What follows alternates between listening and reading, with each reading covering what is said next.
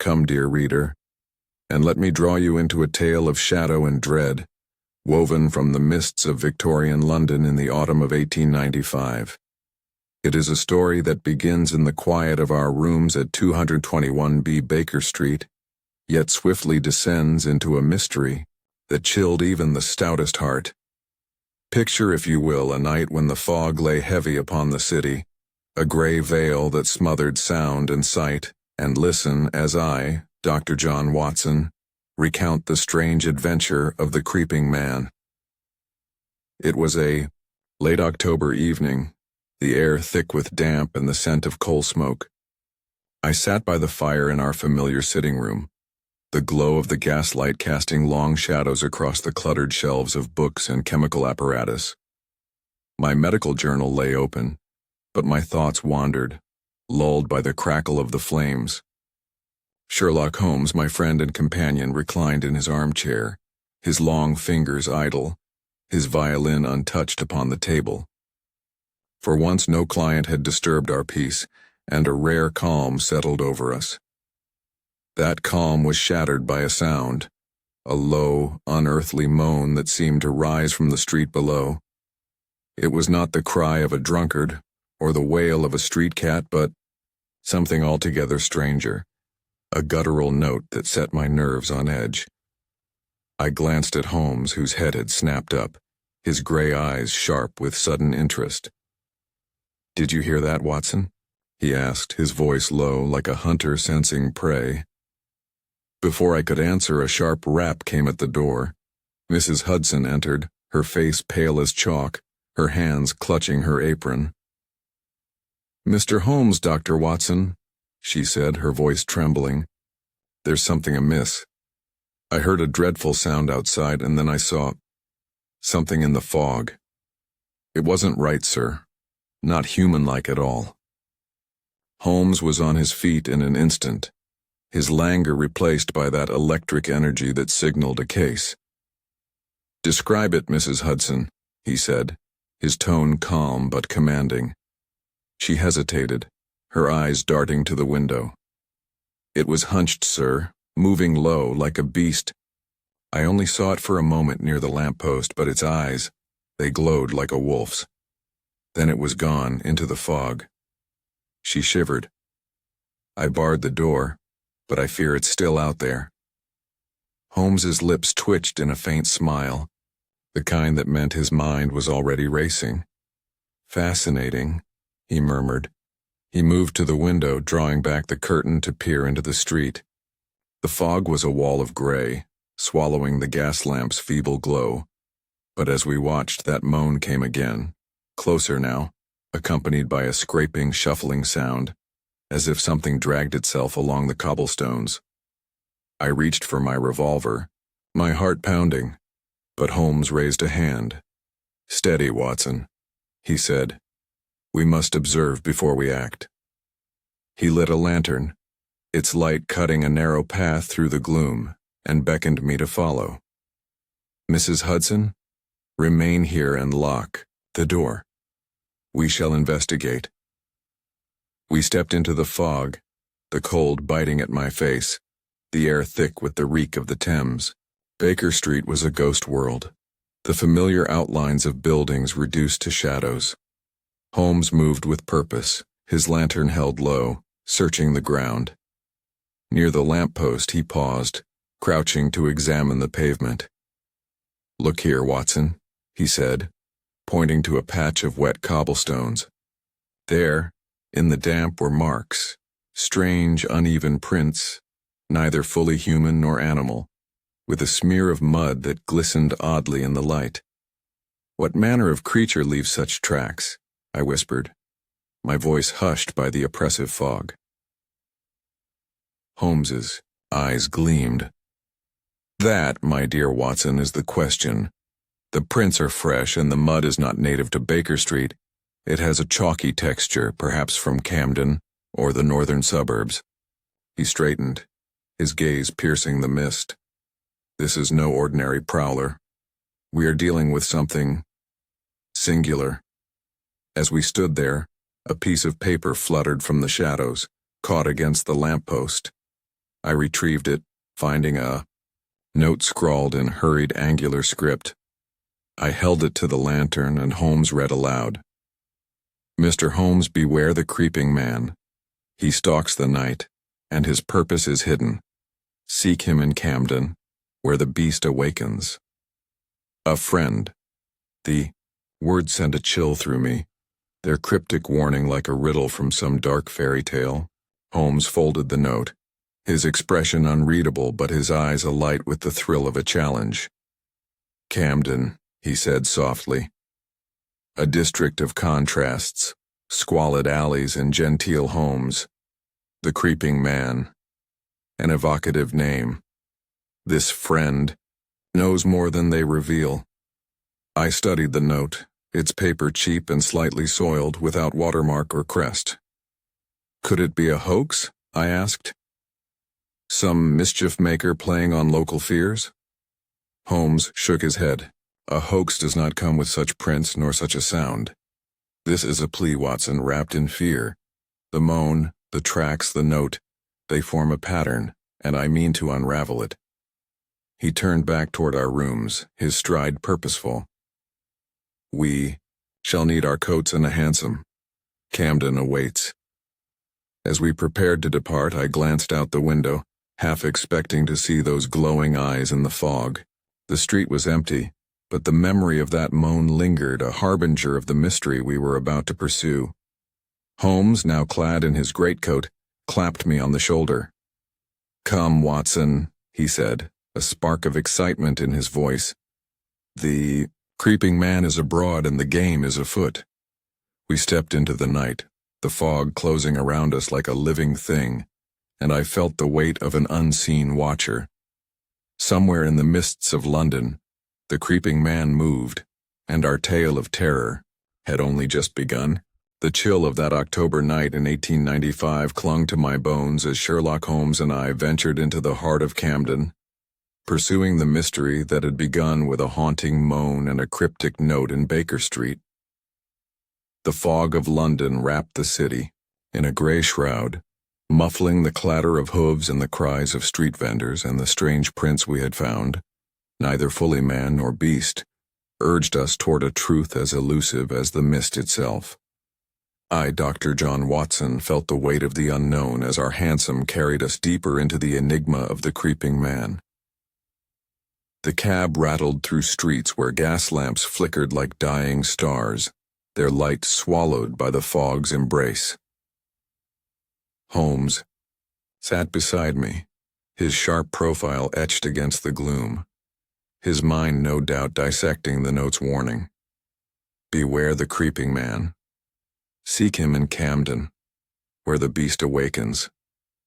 My hand rested on my revolver, my thoughts tangled with questions. Was this creeping man a lunatic, a creature escaped from some hidden cage, or something stranger still? That guttural moan heard in Baker Street echoed in my memory, a call to the chase. We alighted near Camden High Street, where the air was heavy with the stench of refuse, coal smoke, and the dank breath of the canal.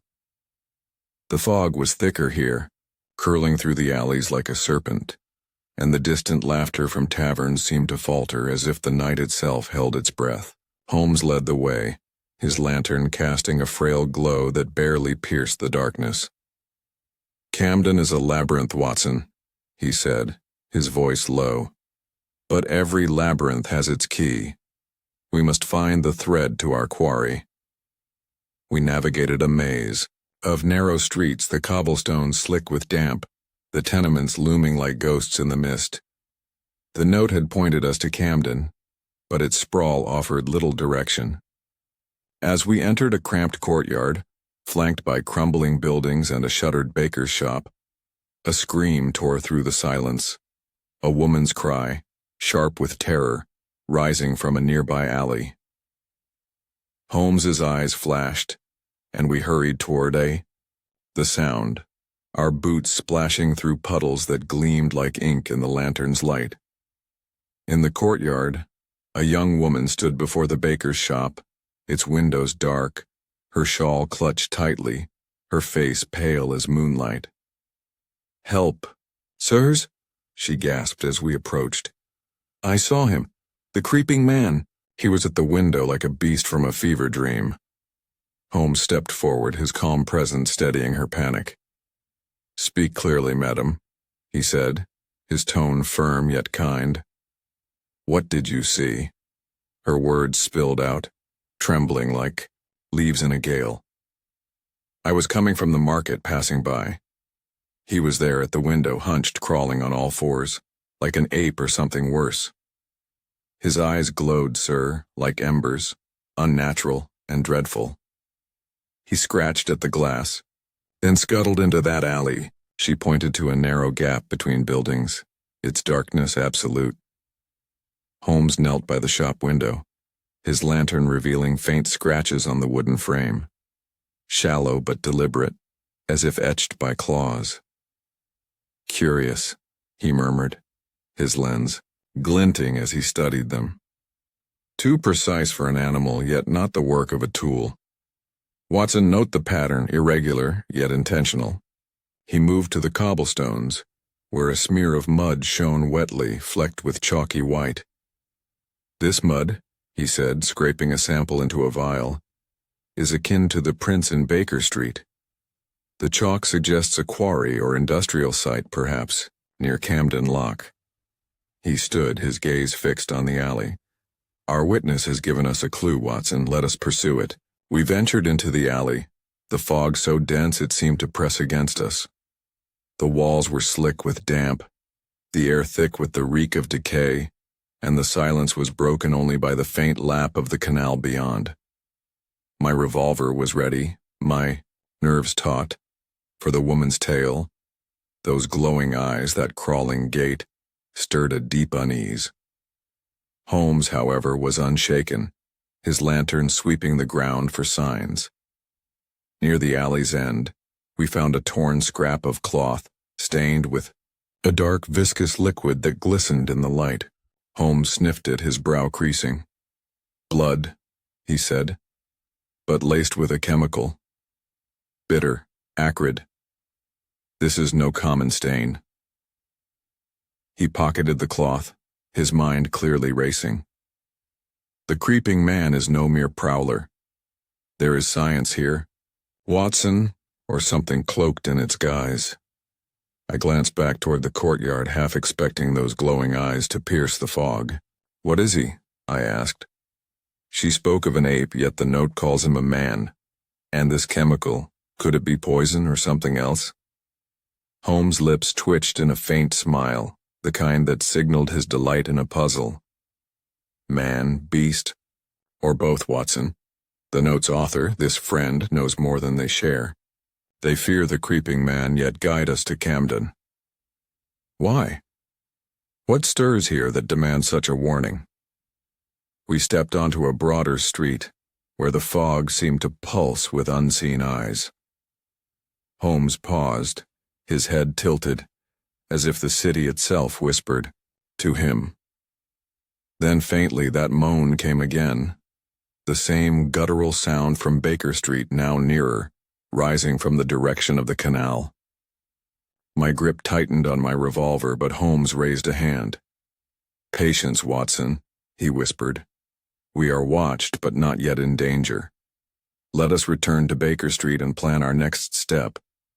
As we hailed a hansom, the fog thickened, wrapping Camden in a veil of secrets.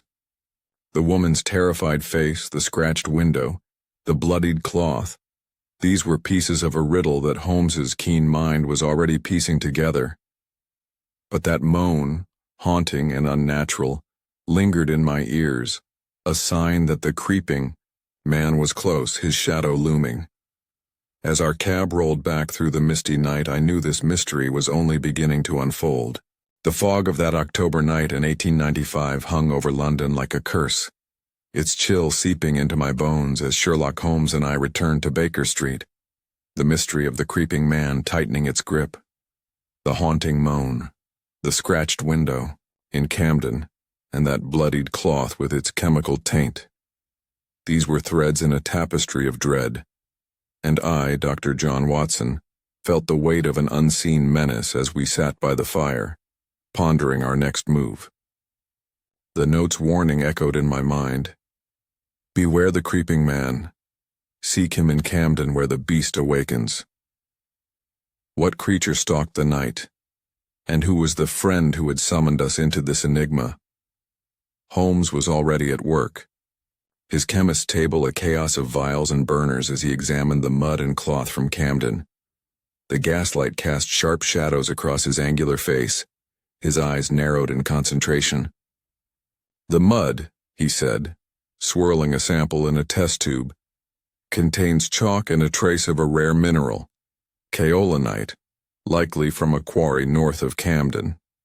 The cloth's blood is human, but the chemical is peculiar, an alkaloid perhaps with a synthetic edge. He set the tube down, his fingers steepled.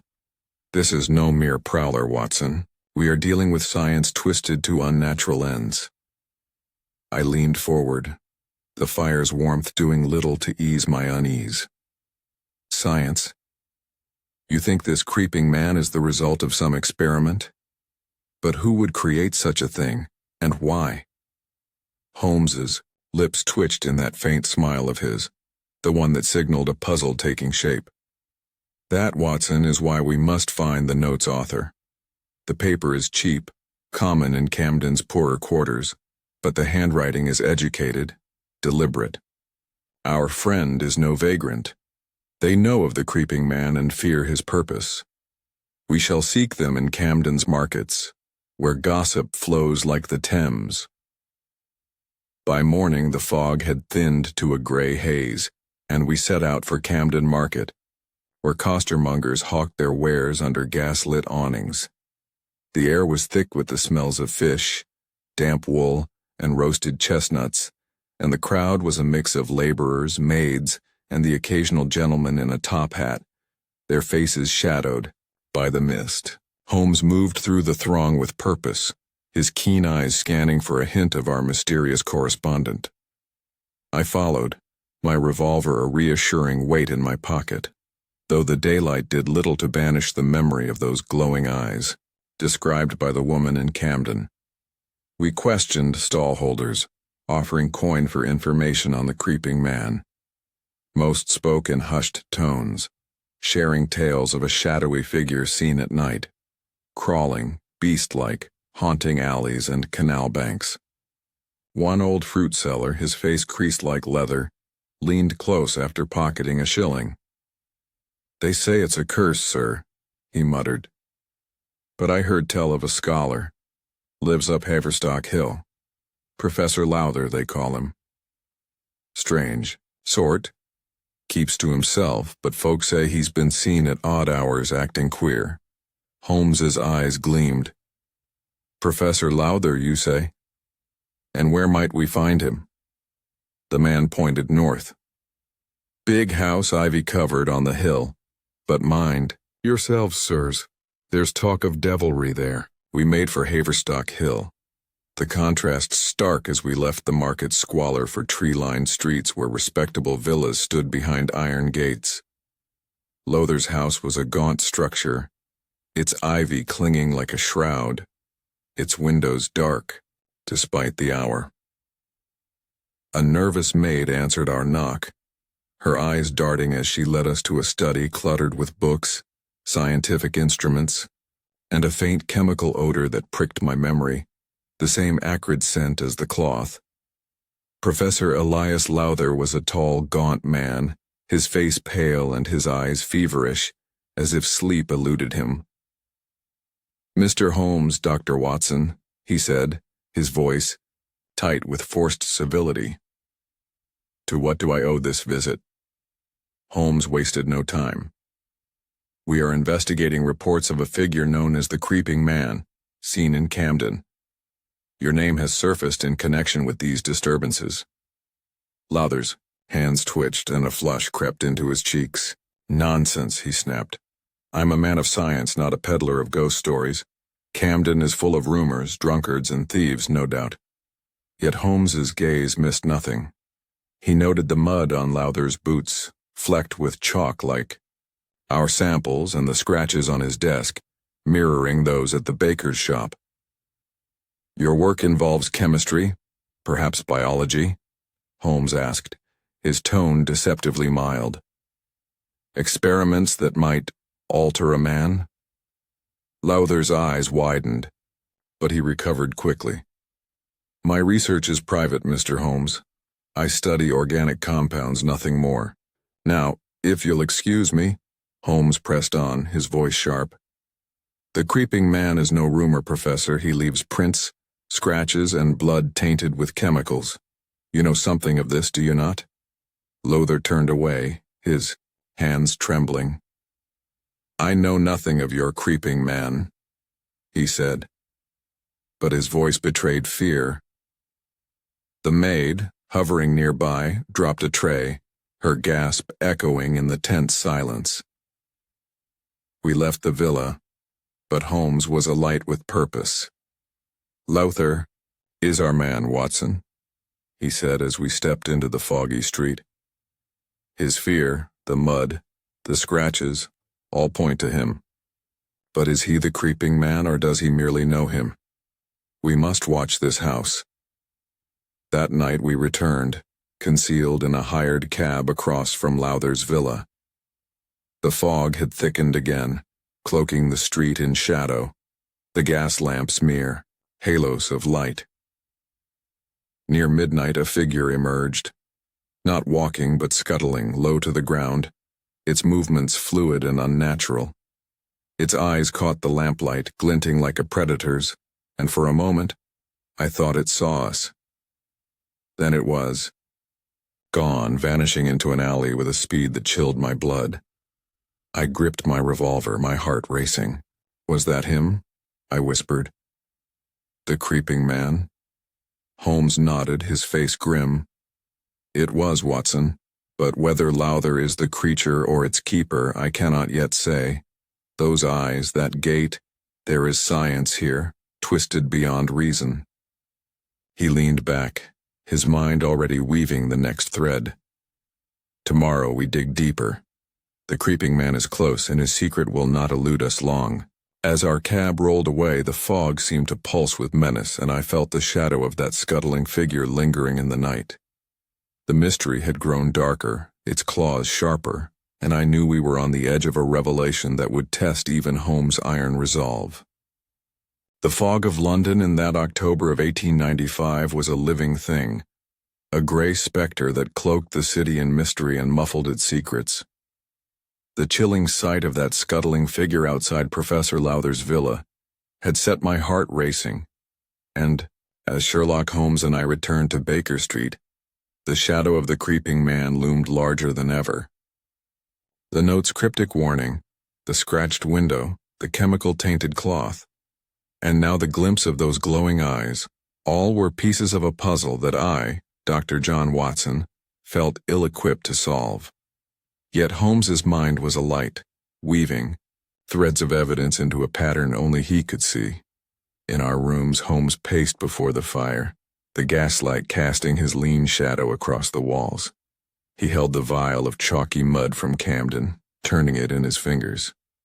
Lowther is at the heart of this, Watson, he said, his voice sharp with conviction. The mud on his boots, the scratches on his desk, the chemical scent, all match our clues. But is he the creeping man, or does he merely control it? We need more data. I sat by the hearth, the memory of that unnatural figure haunting me. Those eyes, Holmes, I said. They were not human. Could Lowther be experimenting on some creature? An ape, perhaps, brought from abroad? Holmes's eyes gleamed. Possible, but unlikely. The prints we found are human in structure, yet distorted, and the chemical taint suggests a deliberate alteration. Lowther's science is the key, and Camden holds the lock. He paused, his gaze distant. We must find where he works.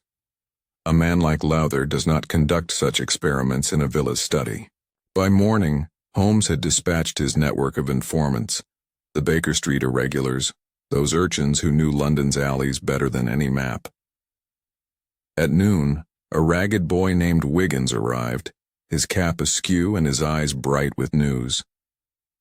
Found Summit, Mr. Holmes, he said.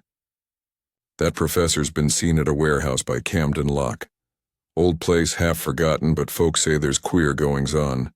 Lights at night, strange noises. Holmes tossed Wiggins a coin, his face alight. Excellent, my lad. Watson, we go to Camden Lock at dusk. Bring your revolver, this may be dangerous. As the sun sank, painting the fog with hues of amber and gray, we set out. Camden Lock was a place of industry and decay, where the canal's dark waters reflected the flicker of gas lamps. The warehouse stood apart, a crumbling relic of London's industrial past, its windows boarded, its walls stained with soot and damp. The air was thick with the reek of oil and stagnant water, and the fog clung to the cobblestones like a shroud. We approached cautiously, finding a broken door hanging ajar. Holmes's lantern cut through the gloom as we slipped inside. The air, heavy with dust and that same acrid chemical scent from Lowther's study. The warehouse was a cavern of shadows, its floor littered with crates and rusted machinery. In a corner we found signs of recent use, vials, syringes, and a stack of papers scrawled with Lowther's angular hand. Holmes pored over the papers, his lens glinting. A journal, he said, his voice low. Lowther writes of transmutation and primal vitality, a serum to unlock strength beyond human limits. Listen to this, Watson. The subject exhibits enhanced agility, but the mind regresses at night. The cost is high, but the potential... He trailed off, his face grim. This is madness masquerading as science. Before I could respond, a sound broke the silence. A low, guttural snarl from the shadows. My hand flew to my revolver, my heart pounding as Holmes raised his lantern. A shape moved along the far wall, hunched and swift, its eyes catching the light with an eerie glow. It was the creeping man or something like him scuttling across the floor with unnatural grace. I aimed, but Holmes gripped my arm. Not yet, Watson, he whispered. We need answers, not corpses. The figure vanished through a gap in the crates, leaving a trail of muddy prints, human yet distorted with claw-like marks. Holmes traced them to a trapdoor in the floor, its lock rusted but intact. A hidden chamber, he said, testing the lock. We need tools to open this, but mark my words, Watson. This is where Lowther's secrets lie. We searched the warehouse further, finding a crate of vials filled with a glowing amber liquid. Holmes pocketed one, his brow furrowed. This is the serum, or a variant, he said. Its composition is complex, organic, yet synthetic. Lowther is tampering with nature itself. As we prepared to leave, a dock worker lingered outside, his face weathered by years on the canal. Holmes offered coin for information, and the man spoke in hushed tones. Seen that thing before, sir? He said. Crawls along the canal at night, like a beast, but with a man's shape. Eyes like fire. Folks say it's a devil, but I reckon it's somewhat worse. Holmes pressed him. Have you seen Professor Lowther here? The man hesitated, then nodded. Aye, comes and goes, always at night. Carries bags, heavy ones. Don't know what he's about, but it ain't natural. We thanked him and stepped, back into the fog, the warehouse looming behind us like a tomb. Holmes was silent, his mind racing. Lowther is the creeping man, Watson, or he has created him, he said at last. The serum alters the body, perhaps the mind. But why does he prowl? And who is our friend warning us of this horror? As we hailed a hansom, a shadow flickered across the canal. A hunched figure, its eyes glinting briefly before it, vanished into the mist. My blood ran cold, but Holmes's face was alight with the thrill of the chase. We are close, Watson, he said. Tomorrow, we return with tools and allies. The creeping man will not escape us. The fog closed around us as our cab rattled away, the warehouse's secrets locked behind that trapdoor. The snarl, the prints, the glowing serum, all pointed to a truth darker than I could fathom. And as the canal's black waters faded into the night, I felt the creeping man's shadow drawing ever nearer, its purpose a riddle that threatened to consume us all. The fog of London in that bleak October of 1895 was a shroud over secrets, its chill seeping into my soul as Sherlock Holmes and I grappled with the enigma of the creeping man. The warehouse by Camden Lock had unveiled a glimpse of horror. Lowther's Journal of Transmutation, the glowing serum, those distorted prints, and the fleeting shadow of a creature neither man nor beast. I, Dr. John Watson, felt the weight of dread as we returned to Baker Street, the note's warning echoing in my mind. Beware the creeping man. Seek him in Camden, where the beast awakens. The mystery was a tightening noose, and Holmes's relentless mind was our only guide through its coils. In our rooms, Holmes sat at his chemical table, the vial of amber serum glowing faintly under the gaslight. His eyes were sharp, dissecting the liquid with a chemist's precision. This serum, he said, is a marvel and a monstrosity. Its composition suggests organic compounds, perhaps primate-based, blended with synthetic alkaloids. Lowther seeks to transcend human limits, but at what cost? He set the vial down, his fingers steepled. The journal spoke of a subject regressing at night. Lowther himself may be the creeping man, transformed by his own creation. I leaned forward, the fire's warmth doing little to ease my unease. If Lowther is the creature, why does he prowl Camden? And who is this friend who warned us? Could they be protecting him or exposing him? Holmes's lips curved in a grim smile. That, Watson, is the crux. The note's author fears Lowther's work, yet knows its details. We must confront Lowther again, but with authority. I've wired Inspector Lestrade. He'll meet us at the villa. We need access to Lowther's inner sanctum. By midday, the fog had thinned to a gray veil, and we set out for Haverstock Hill, joined by Lestrade, whose skepticism was tempered by the growing panic in Camden. Lowther's villa loomed as before, its ivy-clad walls like a prison for secrets. The maid, more nervous than ever, admitted us, her eyes darting to the shadows. Lowther greeted us in his study, his gaunt face paler, his hands trembling as he faced Holmes's piercing gaze.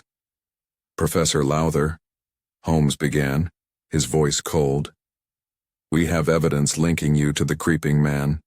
Mud from your boots, scratches, matching those in Camden, a serum that defies nature. Speak plainly or Lestrade will search this house." Lowther's eyes widened, a flicker of fear betraying him. "You overstep, Mr. Holmes," he said, his voice thin. "My work is scientific, not criminal. I study vitality, not monsters." Holmes stepped closer, his presence commanding. "Vitality that leaves blood and claw marks? We found your journal. In the warehouse, Professor. It speaks of transmutation, of a subject changed by night. Are you that subject?" Lowther collapsed into a chair, his hands covering his face. "I sought to conquer weakness," he whispered. "A serum to enhance strength, to defy age. I tested it on myself, but at night I change. I cannot control it. I become something else." I felt a chill, picturing those glowing eyes, that scuttling form. Lestrade, ever practical, scoffed. "You expect us to believe you turn into a beast? Show us proof, or I'll have you for disturbing the peace." Holmes raised a hand. "Proof, Inspector, lies within this house. Professor, grant us access to your laboratory, or we shall take it by force." Lowther hesitated, then led us upstairs, his steps heavy. In a locked attic room we found a laboratory that chilled my blood, a clutter of vials, syringes, and a large iron cage, its bars scratched from within, as if something had fought to escape. A mirror on the wall was smeared with blood, and a table held a vial of amber liquid, its scent matching the warehouse serum. The air was thick with that acrid chemical taint, and I saw Lestrade's skepticism waver. Holmes examined the cage, his lens tracing the scratches. "These marks are fresh, Watson," he said. "Human nails, but hardened, elongated.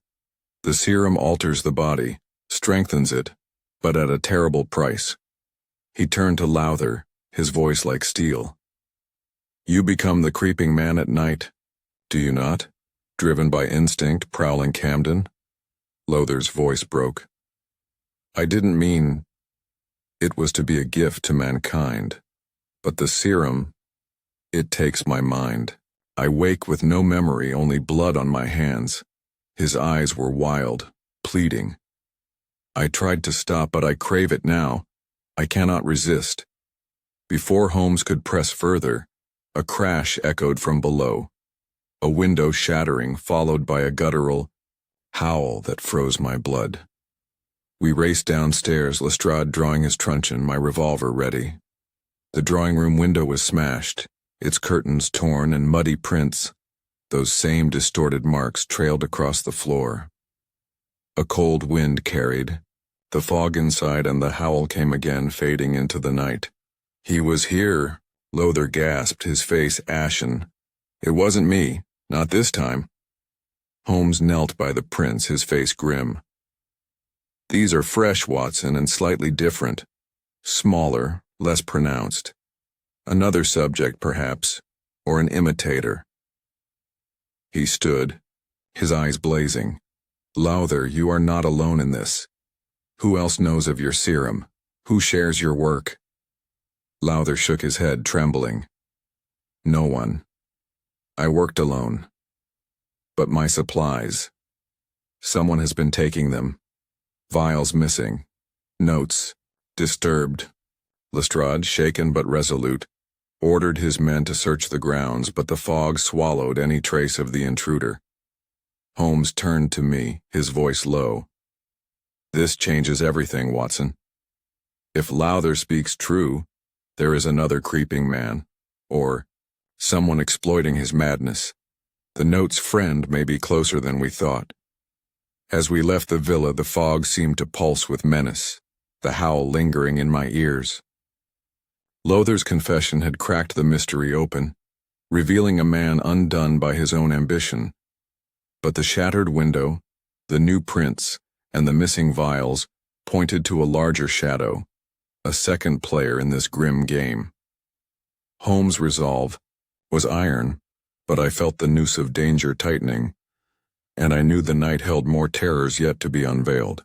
The fog of London in that grim October of 1895 was a veil over horrors, its chill a constant companion, as Sherlock Holmes and I delved deeper into the mystery of the creeping man.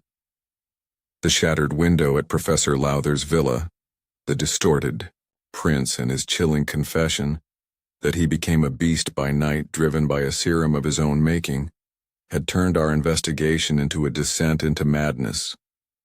Yet the hint of a second creeping man, suggested by those differing prints, cast a darker shadow still. I, Dr. John Watson, felt the weight of unseen eyes as we pursued a truth that seemed to writhe beyond reason. Back at Baker Street, Holmes sat by the fire, the amber vial from Lowther's laboratory glowing faintly in his hand.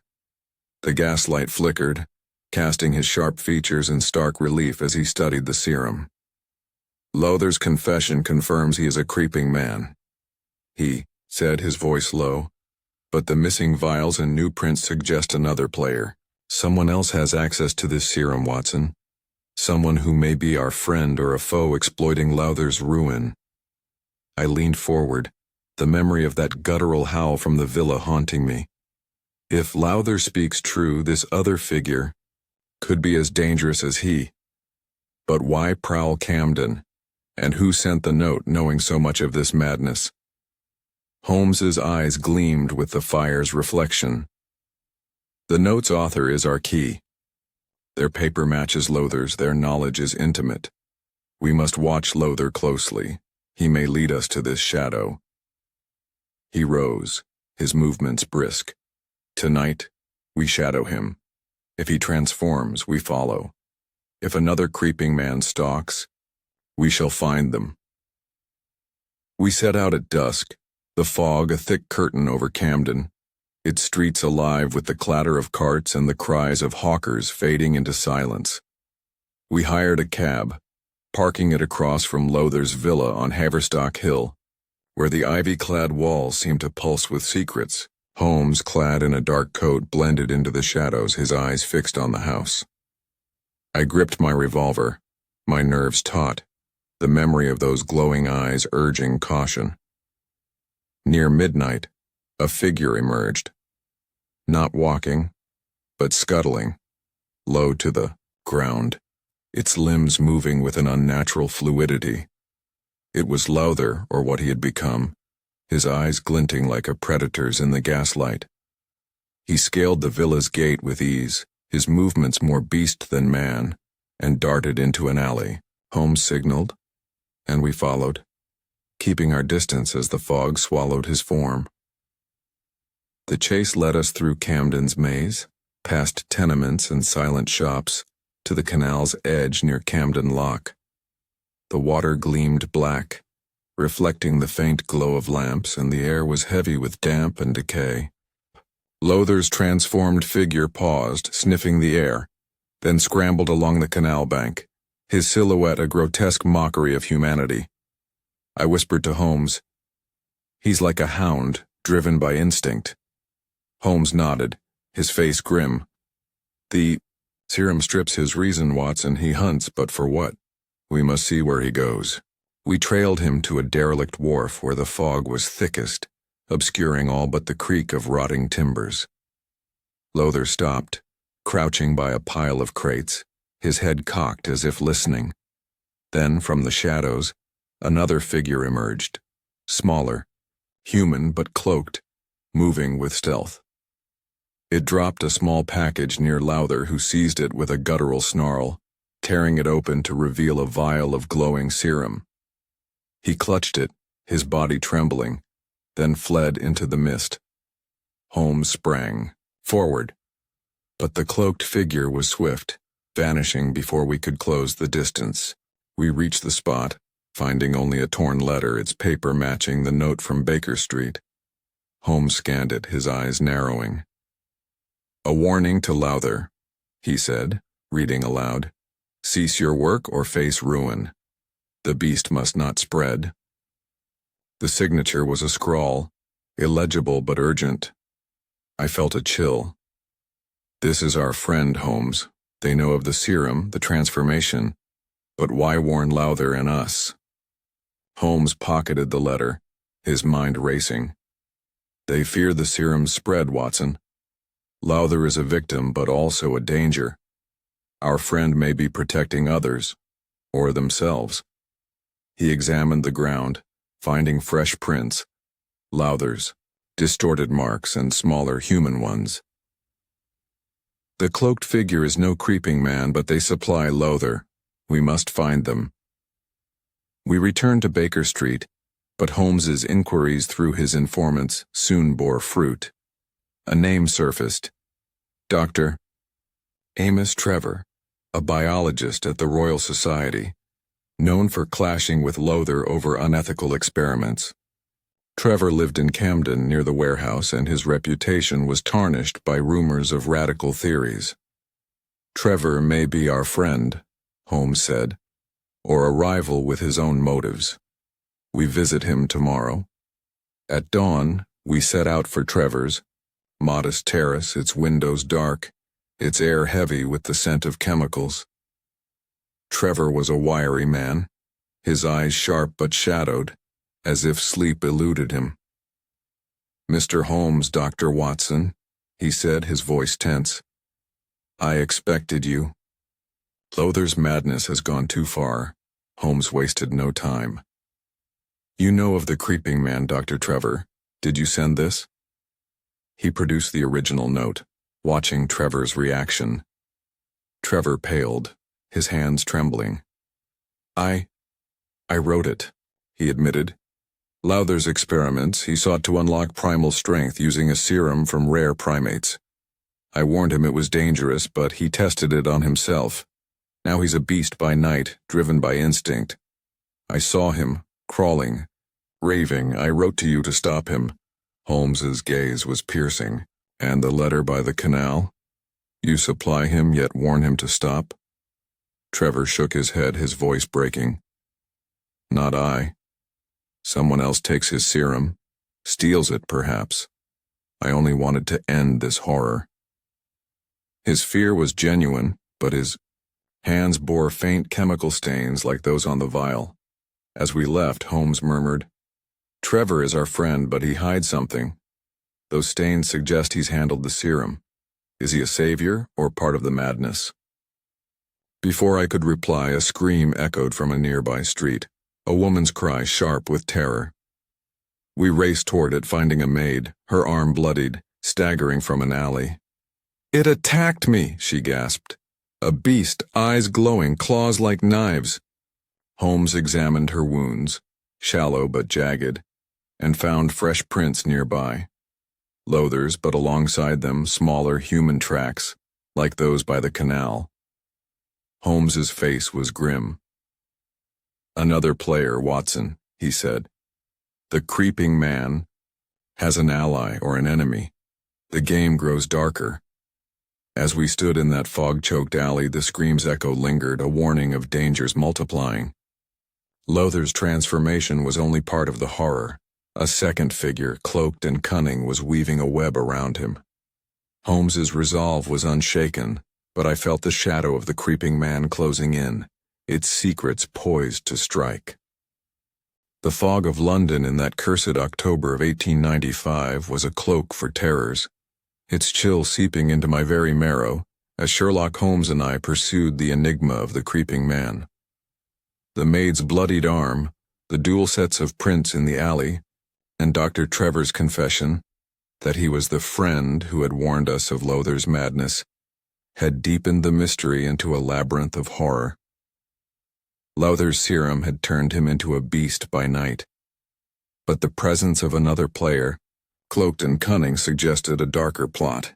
I, Dr. John Watson, felt the weight of unseen menace as we ventured deeper into Camden's shadows, the note's warning a constant echo. Beware the creeping man, where the beast awakens. At Baker Street, Holmes sat by the fire, the torn letter from the canal glowing faintly in the gaslight. His sharp eyes dissected its scrawled words. Cease your work, or face ruin. Trevor claims he wrote our first note, he said, his voice low. But this second letter found by the canal is different, same paper but a hastier hand. Our cloaked figure is not Trevor, Watson. Someone else supplies Lowther's serum, perhaps controlling him. He tapped the vial of amber liquid from the warehouse. This is the key, a poison that grants strength but steals reason. I leaned forward, the memory of the maid's terrified eyes haunting me. If Trevor isn't the supplier, who is? And why attack an innocent? Is this second creeping man a victim like Lowther or something worse? Holmes's lips curved in a grim smile. That, Watson, is what we must uncover. The prints by the canal and the maid's attack suggest a human agent not transformed, but complicit. Trevor knows more than he admits. Those chemical stains on his hands betray him. We returned to Camden Lock, to the warehouse. The trapdoor we found holds answers. We set out at dusk, the fog thicker than ever, wrapping Camden in a gray shroud.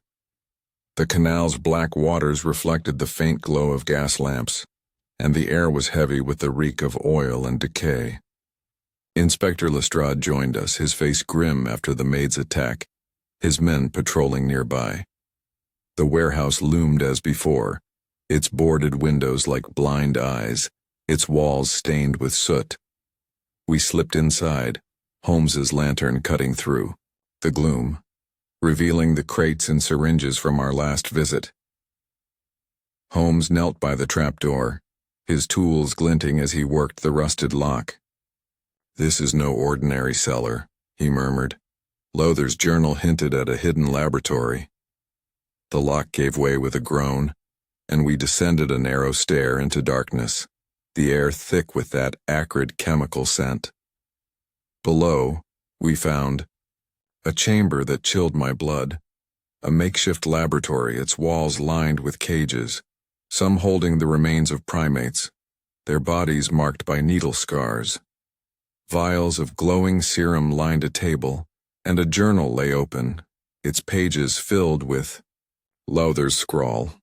Holmes scanned the journal, his face darkening. "It details the serum's effects," he said. "Enhanced strength, agility, but a regression to primal instinct. Lowther writes of a partner who provided a rare extract, likely the serum's core ingredient. This partner is our cloaked figure, Watson."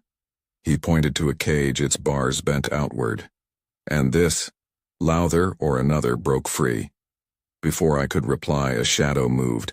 A wiry figure lunged from the darkness, wielding a syringe that gleamed with amber liquid. I tackled him, my revolver clattering to the floor while Holmes disarmed him with a swift motion.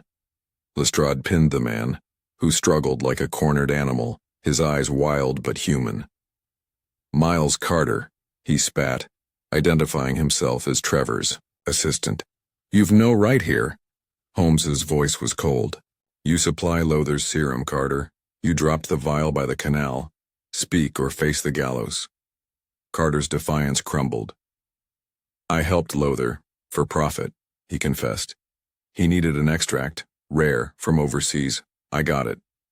Through contacts, sold the serum to others. Lowther's lost. He craves it, can't stop. I only supplied what he begged for." Holmes's eyes narrowed.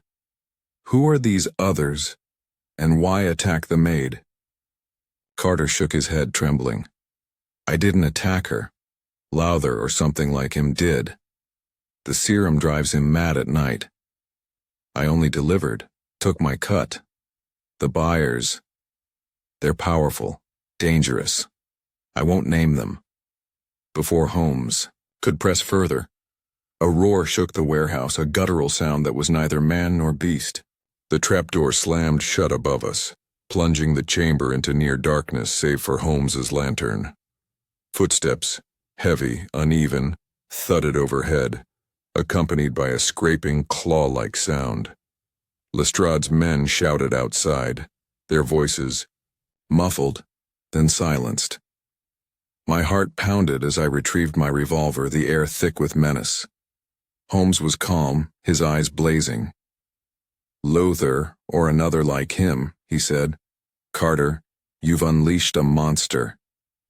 He moved to the trapdoor, but it held fast, locked from above. The roar came again, closer, followed by a crash as something heavy struck the door. Carter whimpered, curling into a corner. "It's him, Lowther. He's not human anymore." The door shuddered, splinters flying, and through a crack, I glimpsed glowing eyes, wild, predatory, fixed on us. The wood groaned, ready to give way. Holmes drew his pistol, his voice steady. "Watson, Lestrade, brace yourselves. We face the creeping man now, and he is no longer Lowther." As the door buckled, the roar filled the chamber, a sound of raw, primal fury. The mystery had turned deadly, and I knew we stood on the edge of a confrontation that would test our courage to its limits. The fog of London in that cursed October of 1895 was a cloak for terrors, its chill seeping into my very marrow as Sherlock Holmes and I pursued the enigma of the creeping man. The maid's bloodied arm, the dual sets of prints in the alley, and Dr. Trevor's confession that he was the friend who had warned us of Lowther's madness had deepened the mystery into a labyrinth of horror. Lowther's serum had turned him into a beast by night, but the presence of another player, cloaked in cunning, suggested a darker plot. I, Dr. John Watson, felt the weight of unseen menace as we ventured deeper into Camden's shadows. the note's warning a constant echo. Beware the creeping man, where the beast awakens. At Baker Street, Holmes sat by the fire, the torn letter from the canal glowing faintly in the gaslight. His sharp eyes dissected its scrawled words. Cease your work, or face ruin. Trevor claims he wrote our first note, he said, his voice low. But this second letter found by the canal is different, same paper but a hastier hand.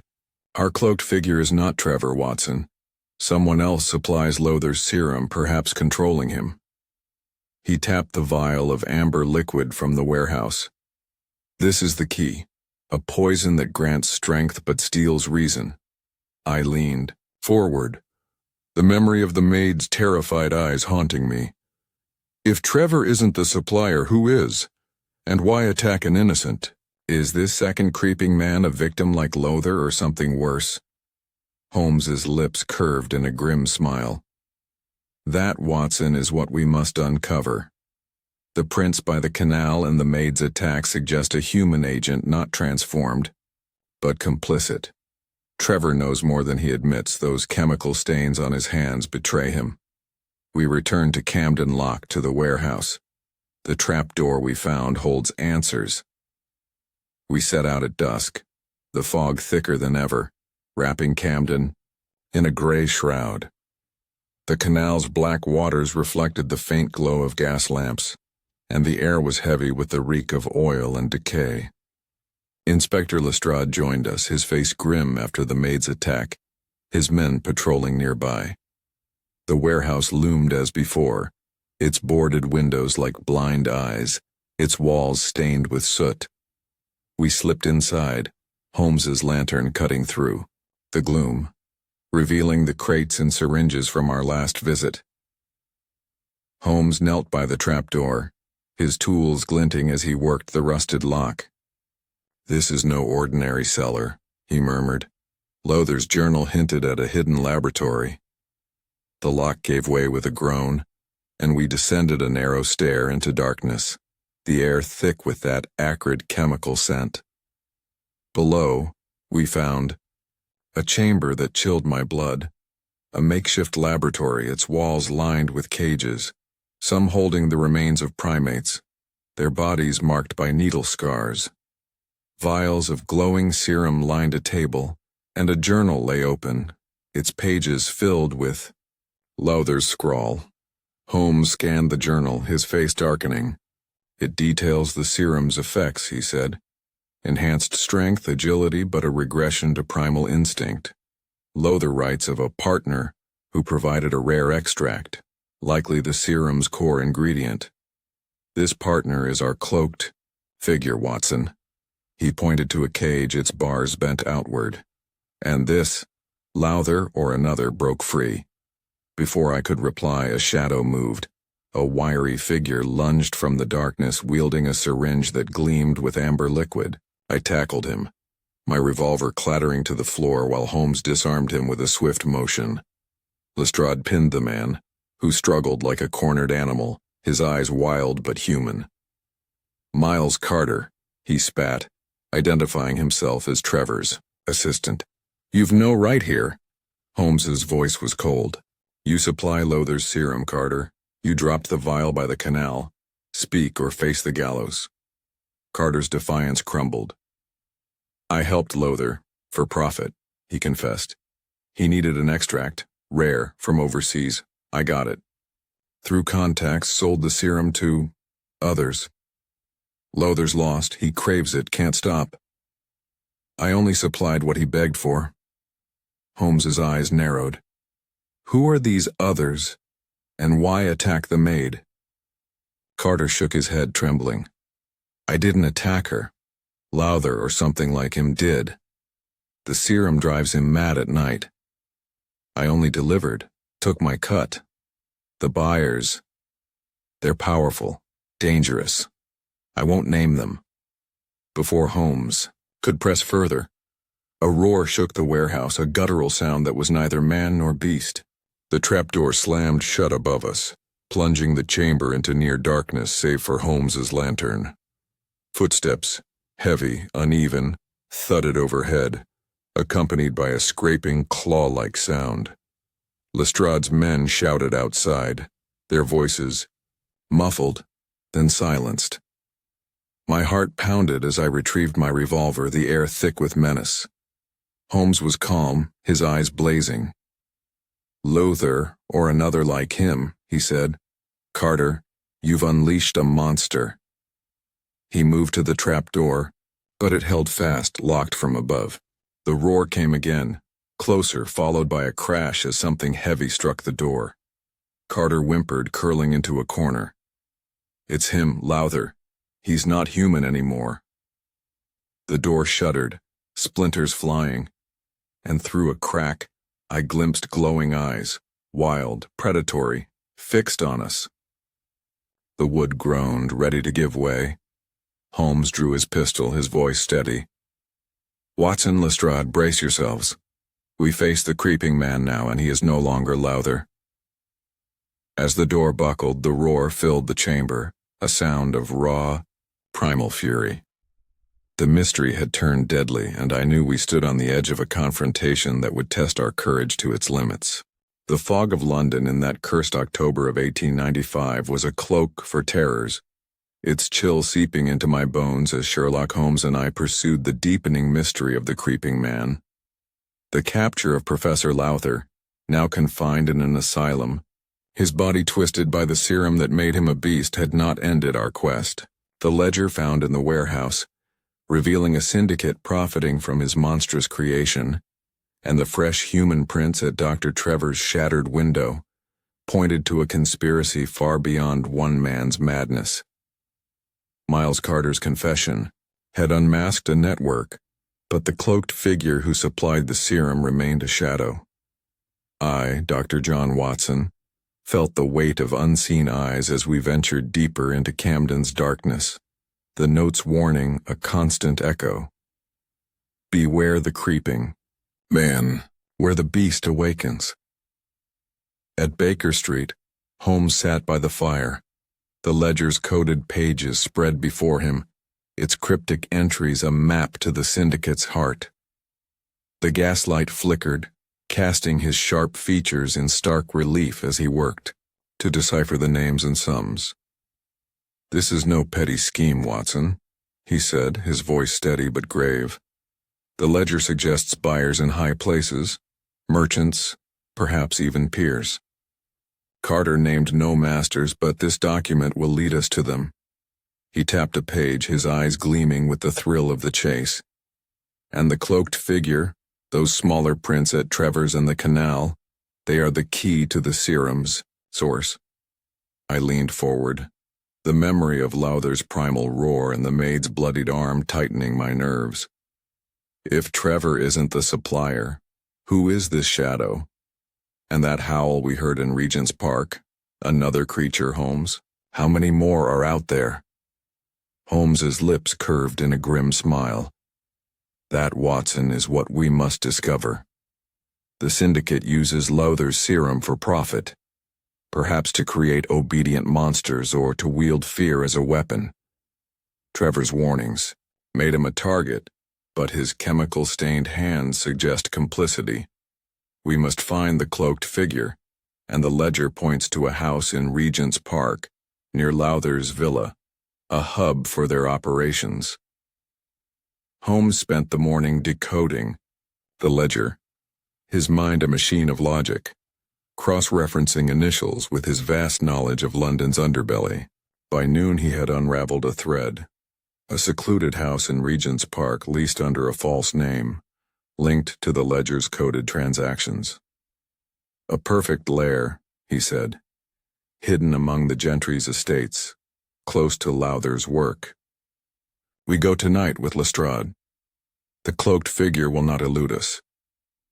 As dusk fell, the fog thickened, wrapping Regent's Park in a gray shroud that muffled the clatter of hansoms and the distant bark of dogs. We met Lestrade at the park's edge, his face grim after the maid's attack, his men ready with truncheons and lanterns. The house stood apart, its grounds overgrown, its iron gate rusted, its windows dark save for a faint glow from an upper floor. Holmes led the way, his lantern a dim beacon, his dark coat blending with the shadows. I gripped my revolver, the memory of those glowing eyes urging caution. Fresh tracks in the mud, small, human, matching those at Trevor's, marked the path to the gate. "Our cloaked figure has been here," Holmes whispered, examining the prints. "Recent and deliberate." We slipped through a broken gate, the fog so dense it seemed to swallow sound, the air heavy with damp earth and a faint chemical taint, the serum's acrid scent.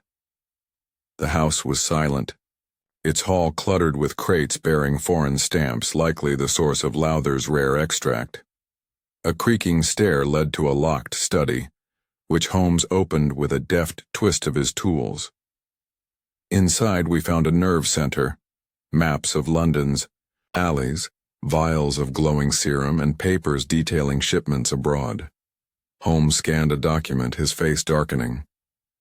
"The serum is sold to private collectors, perhaps even foreign agents," he said. "This is a trade in monstrosity, Watson." Before I could reply, a soft scrape came from below, a deliberate sound like footsteps on stone.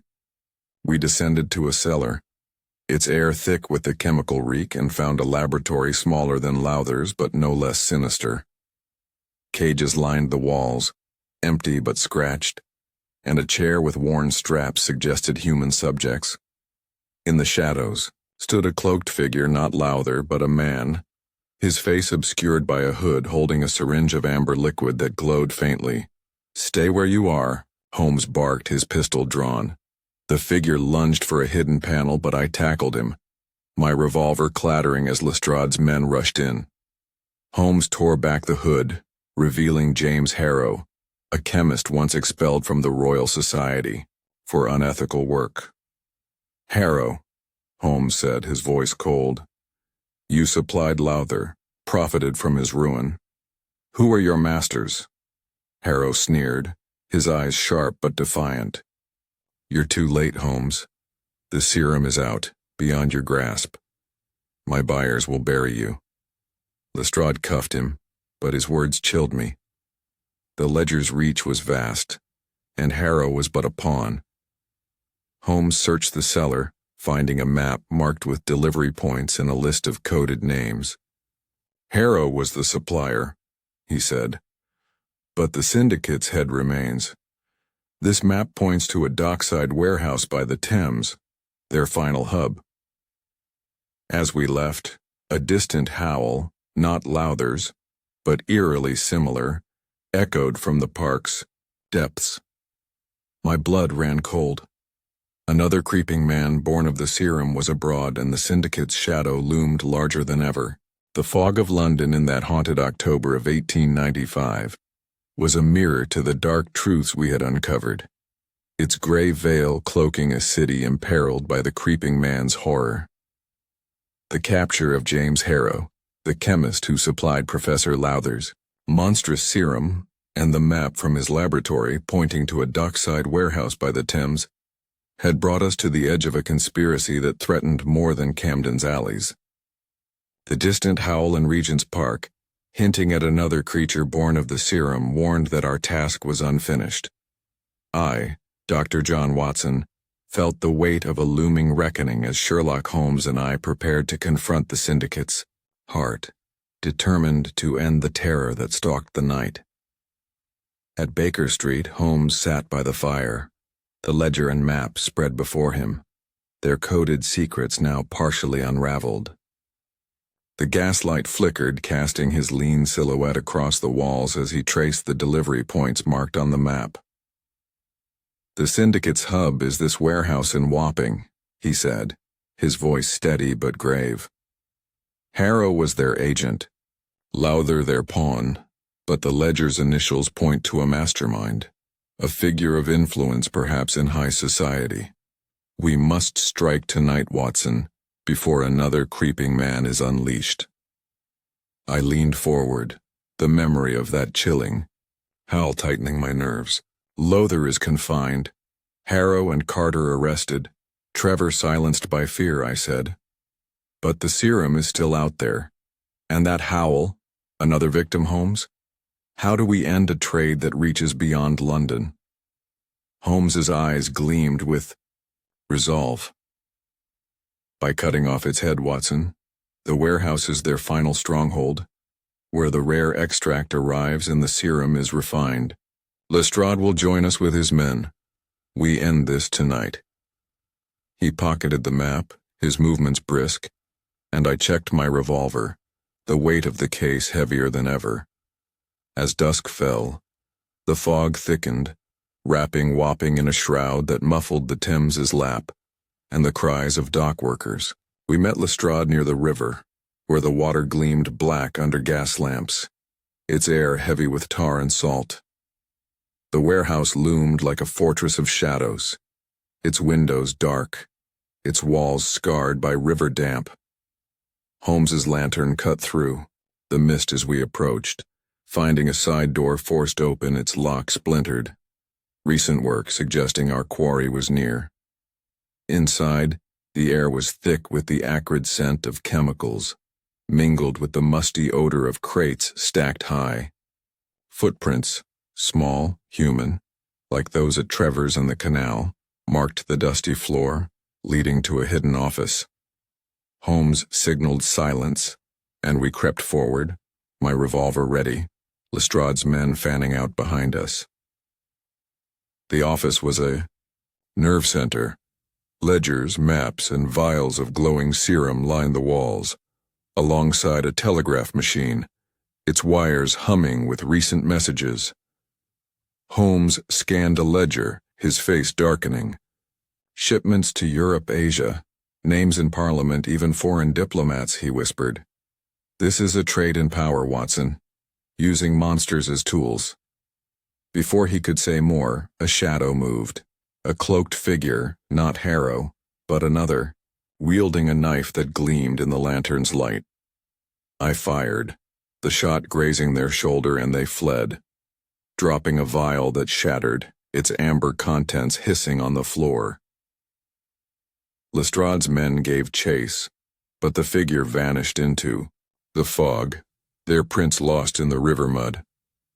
Holmes examined the shattered vial, his brow furrowed. A refined serum, more potent, more dangerous, he said. The syndicate is perfecting their weapon. A faint snarl came from the warehouse's depths, chilling my blood. We followed it, descending to a cellar where cages lined the walls, some holding figures that writhed in the shadows, their eyes glowing with predatory fire. My heart pounded. More creeping men, I gasped, gripping my revolver. Holmes nodded, his face grim. Test subjects, vagrants, mercenaries dosed with the serum. He found a journal, its pages detailing experiments to create obedient creatures, each entry signed with the initials EV, a name that matched the ledger's mastermind. Lord Edmund Varnley, Holmes said, his voice cold. A reclusive peer with ties to foreign markets. He orchestrated this using Lowther's genius and Harrow's greed.